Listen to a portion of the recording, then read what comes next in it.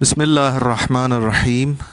अल्हम्दुलिल्लाहि रब्बिल आलमीन वस्सलातु वस्सलामु अला रसूलिहिल करीम व अला आलिहि त्तय्यबीन अत्ताहिरीन अल मासूमीन। अम्मा बाद, आज एक दफ़ा फिर हम पाकिस्तान की मशहूर शख्सियत क़ातिअ नासबियत व ख़ारिजियत मुनाज़िर इस्लाम हज़रत अल्लामा अब्दुल्ला जरवार साहब के साथ उनके रिहाइशगाह के करीब बैठे हुए हैं। आज अल्लामा साहब से उनके ज़िंदगी में जो होने वाले वाक़यात हैं, यानी वो अहले हदीस से शिया कैसे हुए और उन्होंने के कौन कौन से मुनाज़रे जो है वो अपने दौर में किए हैं, आज हम अल्लामा साहब से इंशाअल्लाह उस मुतालिक कुछ सवालात करेंगे और आप सबके साथ शेयर करेंगे। तो आते हैं किबला की जानिब। किबला, आपने अहले हदीस मज़हब कब छोड़ा था और आपने वहाँ पे कौन कौन से उलूम हासिल किए थे, आपके असातिज़ा कौन थे, और उसके बाद आपने वो मज़हब क्यों छोड़ा था और किसके साथ आपके मुनाजरे हुए थे? यानी पहले आपका किसके साथ मुनाजरा हुआ, उसके बाद आप शिया हुए, शिया होने के बाद आपने कौन कौन से मुनाजरे किए? शिया होने के बाद जी। अऊज़ु बिल्लाहि मिनश शैतानिर रजीम बिस्मिल्लाहिर रहमानिर रहीम अल्हम्दुलिल्लाहि रब्बिल आलमीन वस्सलातु वस्सलामु अला सय्यिदिल अंबिया वल मुरसलीन व अला अहले बैतिहि तय्यबीन अत्ताहिरीन अल मासूमीन। अम्मा बाद, चंद अहबाबों का इसरार है कि आप साबिका मज़हब अहले हदीस किस वजह से तर्क किया, क्या वजूहात थे, उनके मुख्तसर उनके रोहिदात बयान करें। तो इस सिलसिले में मैं 72 में मुनाजरा हुआ था हैदराबाद, उस वक्त ज़िला हैदराबाद, न्यू सैदाबाद उसमें तहसील थी। हमारे उस्ताद अल्लामा सैयद पीर सैयद मोहम्मद बदिउद्दीन शाह साहिब अलमुसादिस छठवें झंडे के अपने ख़ानदानी मौरूसी में से छठवें झंडे के वो साहिब अलम थे। उनका मदरसा जामे रिशाद मोहम्मदिया न्यू सैदाबाद में था। मुझे उन्होंने 4 साल उलूमुल हदीस पढ़ाया।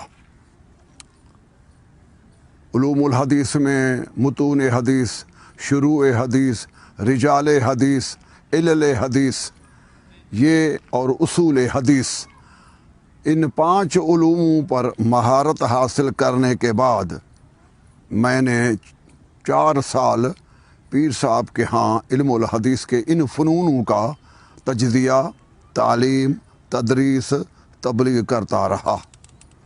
तो उस वक़्त मैं सानी मुदर्रिस था। पीर साहब पीर बदिउद्दीन शाह मुहद्दिस दयार सिंध, और बल्कि वो तो करीब जब वफ़ात हुई तो पूरे पाकिस्तान के अहले हदीस के इमाम थे।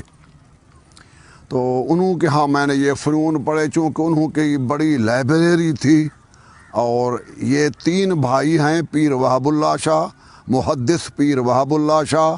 कुछ असबाक मैंने उनके पास भी पढ़े थे, और पीर वहाबुल्ला शाह, पीर मुहिबुल्ला शाह, पीर बदिउद्दीन शाह, वो बीच वाले जो हैं पीर वहाबुल्ला शाह वो हनफी थे, और मुहिबुल्ला शाह और सैयद बदिउद्दीन शाह ये दोनों अहले हदीस थे। तो इन दोनों अहले हदीसों के पास मैंने अजीम लाइब्रेरी जो इन्हों की थी, मैं वो अपने कलमी नुस्खे जो अब तक उस वक़्त जो शाये न हुई थी, यानि ज़ेर इत्तिबात से आरास्ता न होकर आई थी, कलमी नुस्खे उनके लाइब्रेरियों में मौजूद थे। मैंने रिजाल और उसूल हदीस में मैंने उनकी किताबों का कलमी नुस्खों को मैंने अपने हाथ से वो नुस्खे मैंने अपने मुसवदा अपनी बयाज में जमा किए। 4 साल तक मैं पढ़ाता रहा। पीर साहब के 2 बेटों का मैं उस्ताद भी हूँ।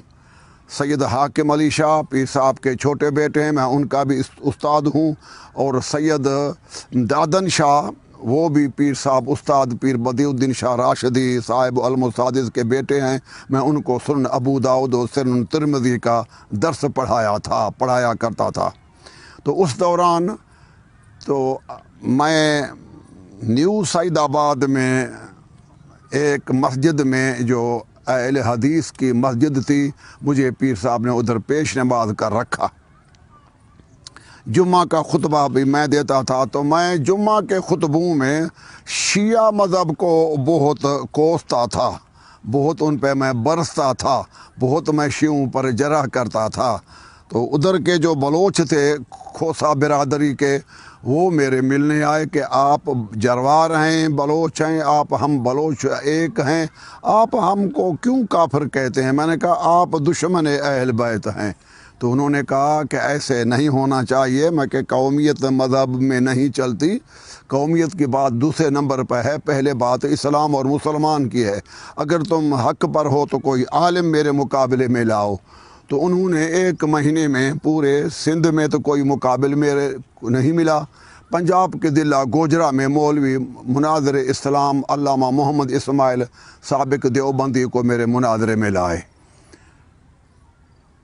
پہلے عشرہ محرم تھا، علامہ مناظر اسلام نے ادھر پڑھا. عشرہ محرم میں ہمیں دعوت دی گئی کہ آپ بھی رات کو سماعت کرنے کے لیے آئیں. میں تقریباً 10 طلباء ساتھ لے جایا کرتا تھا، اور 5 جماعتی جو میرے پیچھے نماز پڑھتے تھے وہ بھی ساتھ چلتے تھے. 10 سے 12 تک مناظر اسلام تبلیغ کرتے. سارا رخ خطاب جو ہے وہ میرے طرف تھا، ان کو بتایا گیا. تو پیر صاحب کے صوبے سندھ کا جو بڑا عالم ہے وہ یہی ہے، آپ کتابوں کا رخ اس طرف کریں جہاں وہ کھڑے ہیں.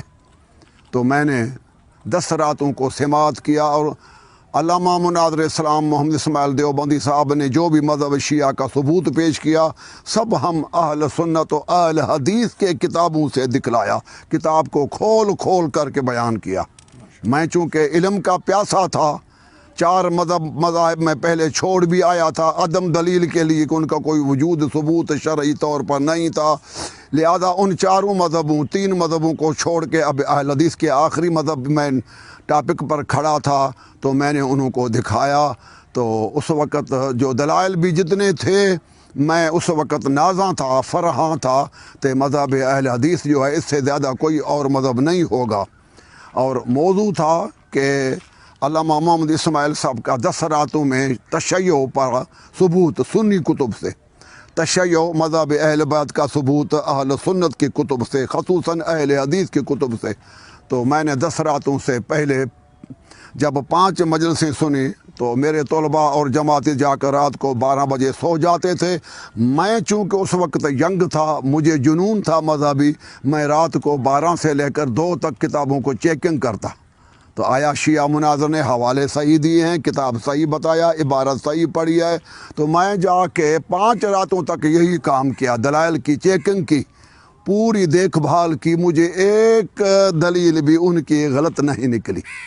میں متاثر ہو گیا تھا مناظرے سے پہلے کہ افضلیت جو ہے رسول کے بعد وہ آل محمد کی ہے. میں یعنی تفضیلی شیعہ 10 تقاریر سننے سے میں تفضیلی شیعہ ہو گیا تھا، کیونکہ وہ خود انسان اپنے ضمیر کا آواز آتا ہے جب قرآن میں اہل بیت کا یہ مقام ہے، تو پھر وہ بھی تفسیر بھی ہمارے کتب اہل سنت میں ہو.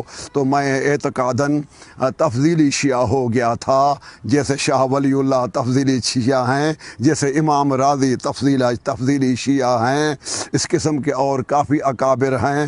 شاہ ولی اللہ کے جو استاد ہیں سید صدر الدین دہلوی، وہ بھی تفضیلی شیعہ ہیں. بہت سارے تفضیلی شیعہ ہیں. ابو حنیفہ جو امام اعظم ہے وہ خود تفضیلی ہے. امام شافعی جو ان کا امام ہے وہ بھی خود تفضیلی شیعہ ہے. اس طرح احمد بن حنبل تو تفضیلی شیعوں سے بھی بڑھ کر شیعہ ہے. مگر یہ وقت نہیں ہے کہ میں ان کا دلائل پیش کروں. آئندہ انشاءاللہ کسی موقع مناسبت سے میں احمد بن حنبل کو مکمل، ابن تیمیہ کے مرشد کو، امام بخاری کے مرشد کو میں شیعہ ثابت کروں گا. یہ عقائد ہیں امام بخاری کے، اور امام بخاری کے مرشد امام بخاری کے استاد احمد بن حنبل کے. بہرحال اس وقت موضوع یہ طے ہوا کہ جب 11واں دن ہوا تو عشرہ مکمل موضوع ہو گیا، مناظرہ ہمارا شروع ہو گیا. اس مناظرے میں ہم نے کیا دکھلانا تھا؟ ہمیں انہوں نے کہا کہ آپ حضرت ابو بکر کا نام قرآن میں دکھلائیں. میں نے کہا کہ میں ابو بکر کا نام قرآن میں دکھلاؤں گا جنون میں، مگر وہ ہمارا جنون تھا، جوانی شباب تھی. اس وقت مجھے انہوں نے کہا کہ اب آپ کا ٹائم پورا ہو گیا ہے، اب ہماری باری ہے. تو کل پاکستان شیعہ مناظر محمد اسماعیل دیوبندی صاحب کا نے قرآن پاک منگوایا، کلام اللہ کھول کے 15واں سپارہ سورہ مریم کی آیت پڑھی. بسم اللہ الرحمن الرحیم. وَجَعَلْنَا لَهُمْ لِسَانَ صِدْقٍ عَلِيًّا. اللہ تعالیٰ نے فرمایا کہ میں نے 1.25 لاکھ انبیاء کے مذاہب کی ترجمان علی ابن ابی طالب کو بنایا ہے. یہاں علی جو ہے یہ ترکیب کے لحاظ سے بھی، عربی عبارت کے لحاظ سے بھی، اور آل محمد کی تفسیر کے مطابق. کیوں کہ مولویوں پر قرآن نازل نہیں ہوا، کسی بھی مذہب کا عالم ہو، عالم پہ قرآن نازل نہیں ہوا. قرآن محمد رسول اللہ صلی اللہ علیہ وآلہ وسلم پر نازل ہوا ہے. لہذا رسول اللہ اس آیت کی تفسیر کریں یا رسول پاک صلی اللہ علیہ وسلم جس کو قرآن کا وارث قرار دیں. تو پیغمبر پاک نے قرآن کا وارث علی ابن ابی طالب کو قرار دیا ہے. اس کے لیے کئی حدیثیں صحیح موجود ہیں. مثلا انا مدینۃ العلم و علی بابھا، یہ صحیح سند ہے. بوقت میدان مناظرے میں ثابت کروں گا کہ یہ سند صحیح ہے. کسی بھی محدث کو جرأت نہیں ہوگی کہ اس پر جرح کر سکے. میں علم رجال کے وہی محدث جرح و تعدیل کے اماموں سے ثابت کروں گا کہ یہ حدیث صحیح ہے. اور سندن بھی اور معنوی طور پہ بھی امیر المومنین میں یہ صلاحیت موجود ہے کہ وہ دروازہ علم نبوت کا حامل ہے. چنانچہ علماء سنی محدثین نے اس حدیث کو صحیح مانا، حسن مانا. دوسری حدیث ہے القرآن مع علی و علی مع القرآن. تیسری حدیث ہے کہ وَلَا تُعَلِّمُوهُمْ فَإِنَّهُمْ أَعْلَمُ مِنْكُمْ. اے میرے صحابیوں، تم میرے اہل بیت کو نہ پڑھاؤ، میں نے تم صحابہ سے اہل بیت کو علم قرآن زیادہ پڑھایا ہے. تو اس قسم کے احادیث میں وہ ثابت تھا. تو علی علیہ السلام جب آل محمد ہیں تو ان کا علم رسول پاک سے منتقل ہو کے علی ابن ابی طالب کے پاس قرآن کا علم آتا ہے. تو اب ہم رسول جو چھوڑ گئے تو وہ بھی 2 چیزیں چھوڑ گئے حدیث ثقلین میں، قرآن و اہل بیت. قرآن و اہل بیت کو رسول چھوڑ گئے. ہم صحابہ سے ترجمہ نہیں پوچھیں گے، یا رسول اللہ سے پوچھیں گے یا علی ابن ابی طالب سے پوچھیں گے. تو اس حدیث ثقلین متواتر ہے، یہ حدیث متواتر ہے. اس حدیث میں پیغمبر نے ساری امت کو قرآن کے سمجھنے کے لیے اہل بیت کے حوالے کیا ہے. اس لیے امام عبدالرؤف مناوی جو شافعی امام ہیں اپنی کتاب فیض القدیر میں لکھتے ہیں وَالصَّحَابَةُ كُلُّهُمْ فِي فَهْمِ الْقُرْآنِ مُحْتَاجُونَ إِلَىٰ عَلِيِّ بْنِ أَبِي طالب، کہ تمام صحابہ قرآن کو سمجھنے کے لیے علی کے محتاج ہیں. یہ سنی امام کا قول ہے. لہذا میں نے قرآن پاک کو ترجمے اسی آیت وَجَعَلْنَا لَهُمْ لِسَانَ صِدْقٍ عَلِيًّا کا ترجمہ علی علیہ السلام سے پوچھا گیا تو آپ نے فرمایا وہ میں ہوں. امام سجاد نے فرمایا میرے دادا علی ہیں. حسن حسین نے فرمایا اس آیت میں جو لفظ علی ہے یہ ہمارا دادا، ہمارا بابا علی ابن ابی طالب ہے. جب قرآن رسول نے علی اور اہل بیت کے حوالے کیا تفہیم کے لحاظ سے تو ہم صحابیوں سے کیوں پوچھیں کہ آیت کے معنی کیا ہے، یہ آیت کا شان نزول کیا ہے؟ نہیں، ہم صرف رسول اللہ سے پوچھیں گے تفہیم قرآن، تفسیر قرآن، اور دوسرے نمبر پر اہل بیت رسول سے پوچھیں گے. تو جناب علامہ محمد اسماعیل صاحب مناظر اسلام نے قرآن کے سورہ مریم سے علی ابن ابی طالب کا نام دکھلا دیا. تو میں نے اسٹیج پر چڑھ کے اعلان کر دیا کہ لا الہ الا اللہ محمد رسول اللہ علی ولی اللہ. میں نے مذہب اہل حدیث اختیار کیا اور اہل حدیث مذہب کو چھوڑ کے شیعہ مذہب کا میں نے کلمہ پڑھا، وہی کلمہ جو ہمارے اہل حدیث کے کتابوں میں موجود تھا اب بھی موجود ہے، جسے کہ امام احمد بن حنبل بخاری کا استاد ہے. اس کی کتاب فضائل صحابہ آئی ہوئی ہے. فضائل صحابہ میں علی ولی اللہ موجود ہے، اور پھر فرائض السمتین میں موجود ہے، در منصور میں موجود ہے، ریاض النظرہ میں موجود ہے. کئی سندوں کے ساتھ جب اہل حدیث کے کتابوں میں رسول پاک نے کلمے میں ہمیں علی ولی اللہ دے دیا تو ثابت ہو گیا کہ کلمے میں علی ولی اللہ پڑھنا جائز ہے. اس لیے میں شیعت قبول کر دی۔ شیعت کی معنی ہی وہی ہے جو قرآن نے ہمیں مودت آل محمد مانگی ہے کہ رسول کے بعد اہل بیت سے محبت کرو۔ اہل بیت کی محبت کرنے سے آدمی شیعت کے پہلے سیڑھی پر قدم رکھ جاتا ہے۔ چنانچہ فتح الباری میں خاتم الحفاظ ابن حجر اسقلانی نے کہا ہے کہ وہ تشیع ہوا محبت علی۔ فتح الباری میں ہے کہ شیعت فقط نام ہی محبت اہل بیت کا ہے۔ جب اللہ نے قرآن میں محبت اہل بیت کو واجب قرار دیا ہے، تمہارے امام شافعی کیا کہتے ہیں؟ کفاکم یا اہل البیت فخراً، اے رسول کے اہل بیت ہو، تم اہل بیت کے لیے یہ فخر کافی ہے کہ اللہ نے محبت اہل بیت قرآن میں فرض کی ہے۔ محبتکم فرض من اللہ فی القرآن، امام شافعی فرماتے ہیں اللہ تعالیٰ نے تو اہل بیت کی محبت کو قرآن میں فرض کیا ہے۔ اور محبوب سبحانی، غوث سمدانی، قطب ربانی، عارف کے لاسانی حضرت شیخ عبد القادر جیلانی سے پوچھا جاتا ہے کہ قبلہ مرشد و پیران پیر آپ بتائیں کہ شیعہ کو شیعہ کیوں کہا جاتا ہے؟ تو پیران پیر بول پڑے، کہتے ہیں کہ ان کو شیعہ کیوں کہا گیا؟ انہا تشیعت، انہم تشیعت علی ابن ابی طالب، ان کو شیعہ صرف اس بات نے بنایا ہے کہ یہ محمد مصطفیٰ کے بعد سوائے علی کے اور کسی کی پیروی نہیں کرتے۔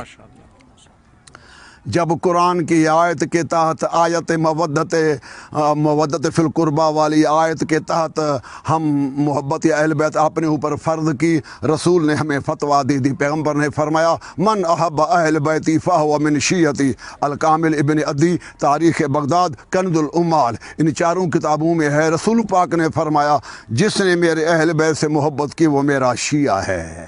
جب ہم اہل بیت کی محبت آیت قرآن کے تحت کرتے ہیں، مگر رسول ہمیں لقب دیتے ہیں کہ اب تم میرے شیعہ ہو، اب تم میرے اہل بیت کے شیعہ ہو، اس لیے کہ شیعت نام ہی محبت علی کا ہے۔ اس لیے میں نے مذہب اہل حدیث چھوڑ کے مذہب اہل بیت، مذہب شیعہ قبول کیا۔